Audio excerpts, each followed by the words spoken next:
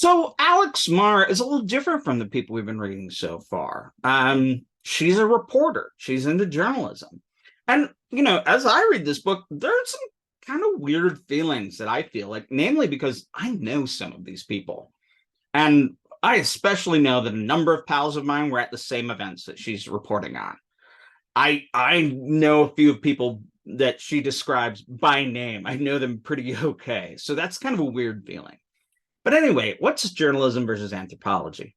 Well, journalism reports information to sell papers, to get clicks. But they also try to capture, a journalist tries to capture interest, truth, and try to relay the human experience. Journalism can be incredibly powerful, like investigative journalism. That can cause social justice. Investigative journalism brought down President Nixon. That's a big deal. Otherwise, journalism can also be just what you see on TMZ, and it can be really superfluous. Now, when you're talking about anthropology, anthropology is the study of man and culture. And when anthropologists do ethnography, they try to detail and document social exchanges to try to understand the whole system that they're embedded within.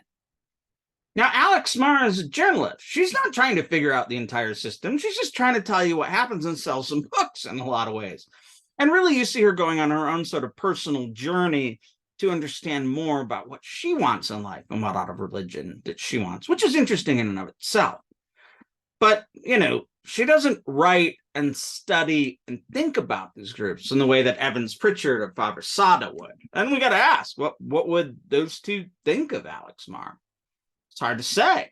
I mean, they probably would be like, yeah, you haven't gone far enough on any of this and you're studying too much. I mean, but that's what any anthropologist would say. You need to go deep, long, and be very focused. Now, there's been a number of criticisms on this. And so I contacted my buddy, Jason Mankey, on this. He's a prominent writer. I've known him forever. And his critique of this book is that he argues Alex Marr goes to these places and only looks at the BNPs, the big name pagans, the cool kids. He argues that she's only talking to these like sort of big figures in any of these fields, that she's not really getting into what it means to be a witch in America, what it means to practice witchcraft. So the craft or Wicca or paganism is in fact pretty darn normal, kind of boring. It's a family religion. It's the religion of the house and the hearth.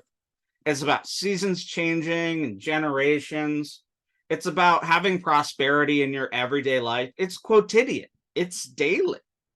I think that's one of the things I've always liked about it. If you spend time in a pagan household, you'll notice that they're kind of just as, I would say, structured religiously as any other group, but they're also really affirming of life and affirming of humanity. In many ways, I would say that Wicca and witchcraft, as it's practiced now, is very humanist. It declares that what is human is good and tries to make the most of human living.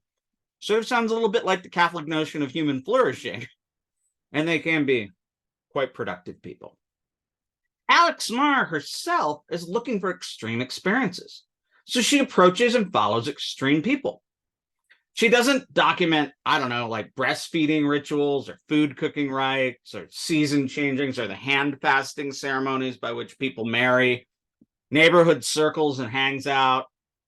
My favorite part of every pagan ritual is called cakes and ale, and that's the point where we pass around beers and breads and cakes. That's the normal stuff. Witchcraft is really normal. It's a lot of hanging out.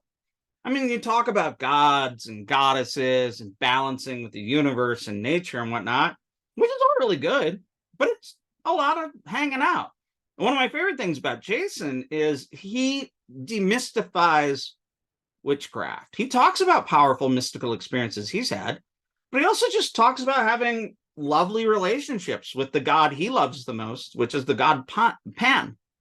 And he and his wife have done all sorts of interesting stuff, recreating Hellenic, Greek-style worship, but they're doing it in a new way, in a Wicca sort of way.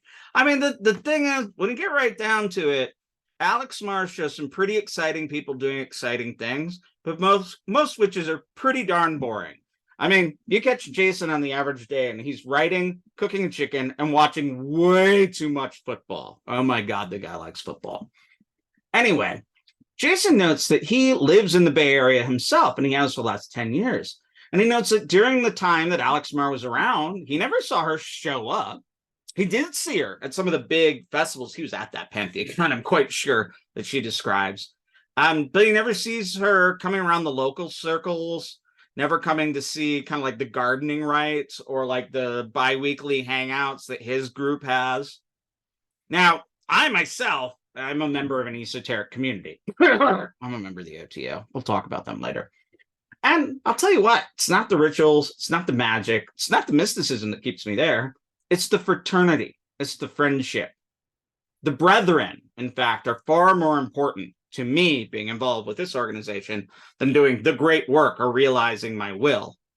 Mar does not capture the sense of community and support and care that comes out of these sort of communal groups. And you got to remember, a lot of the people involved in these now are Gen Xers. We grew up without a lot of sense of a community, and we rejected the community systems that our families gave us growing up. So what a lot of what I see in neo-pagan and esoteric worlds are people forging their own families outside of biology to mutually support one another. Okay, take a break. I'll be right back.